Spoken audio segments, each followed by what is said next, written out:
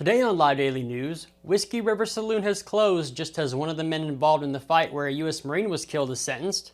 A local butcher shop is offering to help out during the holidays, and a crash this morning sent one vehicle into a ditch. I'm James Bellini, and this is Live.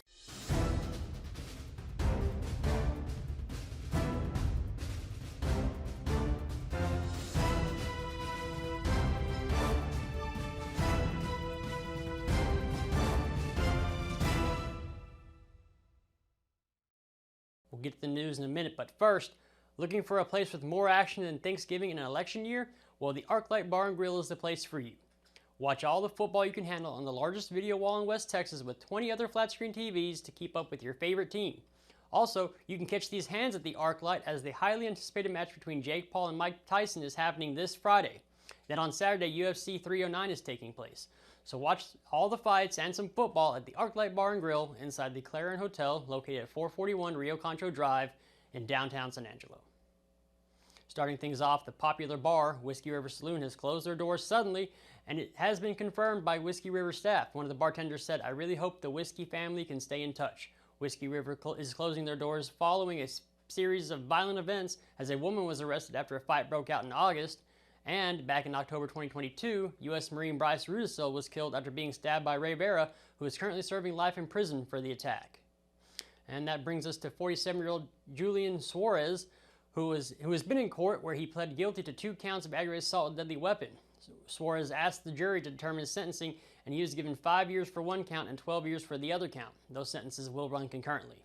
And while Suarez was not directly involved in Rudisell's murder, he did hit another Marine over the head with a glass beer mug, causing it to shatter, and then stabbed him in the arm. The other individuals involved, Anthony Geis, Raymond Scott, and Jennifer Guerrero, are still facing criminal charges. Have you downloaded the San Angelo Live mobile app yet? It's free and it's the best app in the business. Download it off the Apple App Store or the Google Play Store to stay up to date with news in San Angelo. And if you're looking for a little bit of help this holiday season, Sklarnik Smoked Meats, located at 108 Robinson in Miles, Texas, has a deal for you. According to their Facebook page, they are selling smoked turkeys. The post reads, "Thanksgiving is just around the corner. Let us help you start a new tradition this year by getting one of our award-winning smoked turkeys. Limited quantities are available, so call to get yours today." Sklarnik's phone number is 325-468-3501 if you want to pick up one of those turkeys. And a late morning crash this morning sent 2 people to the hospital and took out a traffic signal. Around 11:15 this morning, a major vehicle crash was called at the intersection of 23rd Street and North Bryant, where a black Dodge Ram ran a red light and hit a Nissan Sentra who had a green light. Both vehicles sustained significant damage, and both drivers were taken to the hospital. And the driver of the Dodge Ram was cited for disregarding a red light. Into weather, we have a cool weekend ahead, but right now it's 72 degrees outside with a high of 73 and a low tonight around 42. Tomorrow the high jumps up to 73, and then tomorrow night the low dips down to about 44, and on Friday the high reaches 76 before dropping down to 52 overnight. It looks like sunny and clear days until the end of the week, with highs never breaking the 80-degree mark, but we could be in for some rain this coming weekend. And when we come back, we have 2 great interviews from ASU, one about the play Dearly Departed, and the other is one about one of the professors who took a student with him to the Amazon rainforest. But first, a word from the Bass Bunch. $59,999 for a new Ford Expedition XLT. Get a full-size 3-row seating SUV for the family that needs a lot of room. Equipped with a moonroof, 2nd-row captain seats, along with many more features, make it the absolute perfect SUV. You can only get deals like this at Jim Bass Ford, Houston Hart and Arden Road, or shop 24/7 at bassbunch.com, or use this QR code. Yep, the one on my shirt. And welcome back, everybody. James Bellini here with Derek from ASU. Howdy. How you doing today? I'm doing good. How about yourself? I'm doing great. We're here to talk about the play coming up. Yes, sir. We're doing Dearly Departed there at ASU. All right. Where is it at ASU? Is it in the new facility y'all are building? No, we haven't gotten to that yet. Our goal is to get in there by March. Okay. This one's still in the modular theater, and it is our dinner theater. So, all right. We're doing Dearly Departed, and it's a really fun time. It's a funny script. It's a good time. All right. What's Dearly Departed about? So it's about really death. There's a death in the family, and it's sounds funny already. Oh yeah, it's a laugh riot, right? But it's dealing with a dysfunctional family and how you deal with those emotions, and some people deal with it healthily, and some people don't, and that creates a big just mess of emotions and funny times, you know. No, I mean, you got to kind of, gotta kind of look at that. You gotta keep a good mind about it because otherwise it'll drive you crazy, right? Exactly. It's one of those things where it's a situation that none of us wants to deal with, but when we do, how do you handle it? You know, Right. or just like with any other kind of situation, how do we handle it? And some people handle it okay. Some people not so much. And Right. you know, sometimes we have to laugh at ourselves too. You know? Absolutely, that's important. What's on the menu for dinner theater? So we have a pot roast. We've got barbecue chicken. There's some green beans with bacon and onions. There's a few other sides. We have the salad, of course. And then this is my favorite. Is we've got the butter pecan cake, and we actually got to sample that, and it's awesome. It's really good. So people need to make it out there for that butter pecan cake. I mean, I ate the whole thing in my office. Like everyone got to try, and then they're like, "Here, Derek, you try it." We We've all just had took it, the whole and it's thing like, with you. a little, yeah. All right. When is the show? So it's coming up. We're doing it a little bit different, especially with Thanksgiving coming up. It's this next week, and we're doing shows Tuesday, Wednesday, Thursday, Friday, Saturday, with a matinee on Sunday. All right, and is there only one show a day, or are there a couple shows a day? We are doing evening performances on the Tuesday, Wednesday, Thursday, Friday, Saturday, and then Sunday will be a matinee. All right, and what time does it start? House opens at 7:30, and the show starts at 8 o'clock. All right, and how long does it run usually? We're about 2 hours right now, all in Okay. all. And that's what, I mean, do you eat while you're watching the play? So there's a chance to eat beforehand Okay. while the house is open and everything like that. That's just easier for service and Right. everything like that, and you get refills and everything like that. And then, yeah, it's buffet, all you can eat and everything. All right. And then, then the show starts. All right, how much does it cost? For $25 for general admission. For students, I believe it's $15. And there's some other deals too. And the box office is open right now. All right, so how do people get a hold of y'all to get a ticket? So online, you can look. There's the number for the box office there, and just give us a call, and All right. we'll set you up. All right, so Tuesday, Wednesday, Thursday, Friday, Saturday, matinee, Saturday, matinee, Sunday, yes sir, 7 o'clock. yes sir. And if you want to eat, be there about, what, 6-ish? Oh well, Or- the show starts at Okay, yeah, so be there at 7 for the dinner. exactly, yeah, Okay, and then the show starts at 8. exactly. All right, did we cover everything? I believe so. Yes sir. All right, well, Derek, thank you for coming in today, man. Awesome. Thank y'all so much. All right, back to you guys.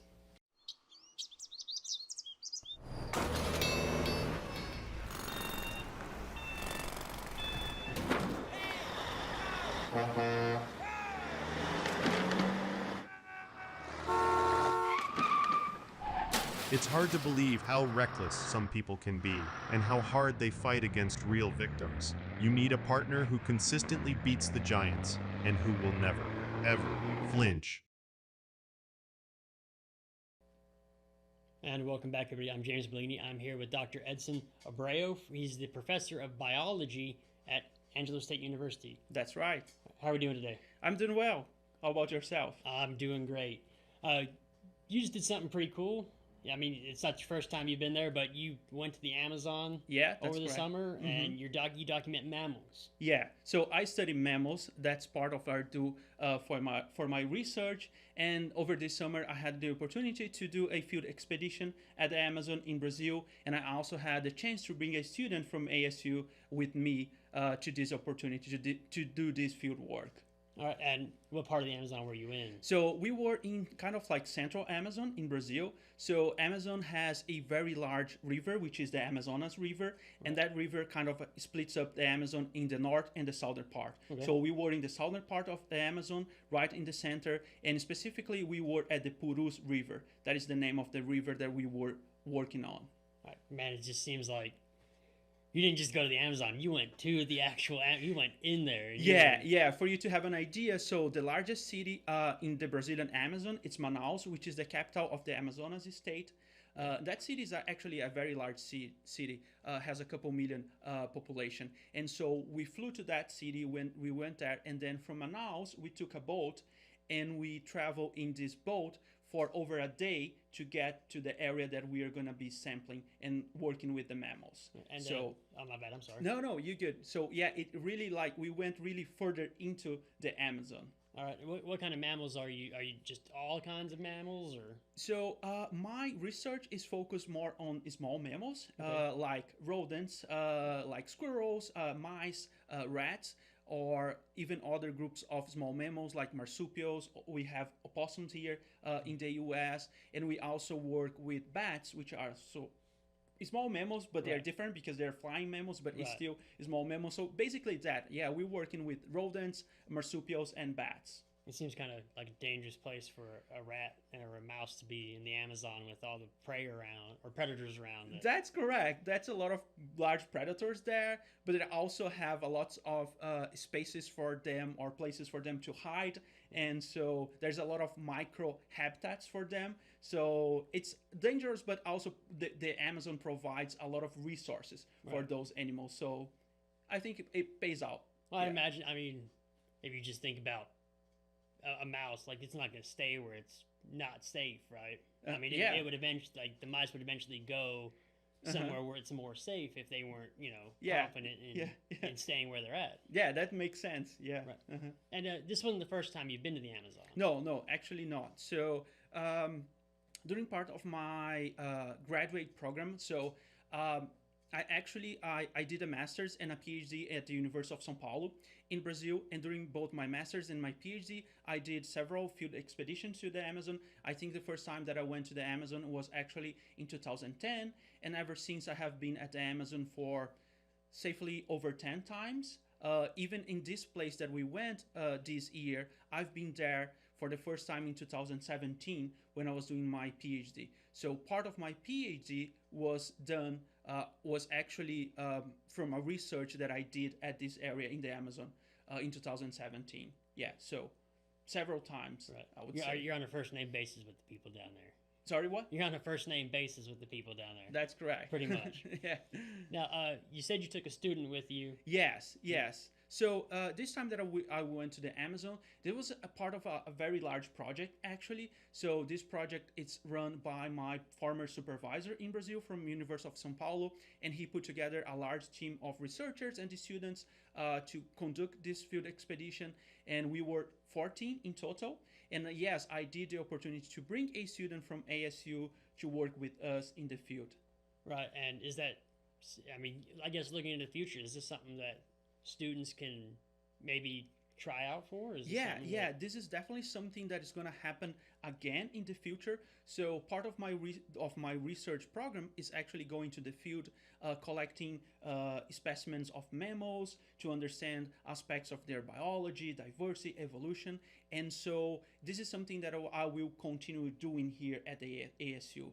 And actually this year we just got a project funded by the National Science Foundation. This is a project that will last for 3 years, and inside this project we have another opportunity to go to the Amazon and do field work in another area, in a different area than the one that we did this year. So yes, this is something that students from ASU will have the opportunity to do in the future. Yeah. All right. So go be a biology major at ASU. And learn from you and go out to the Amazon. Yeah, right? That's a great opportunity. I believe this is a great opportunity for ASU biology students.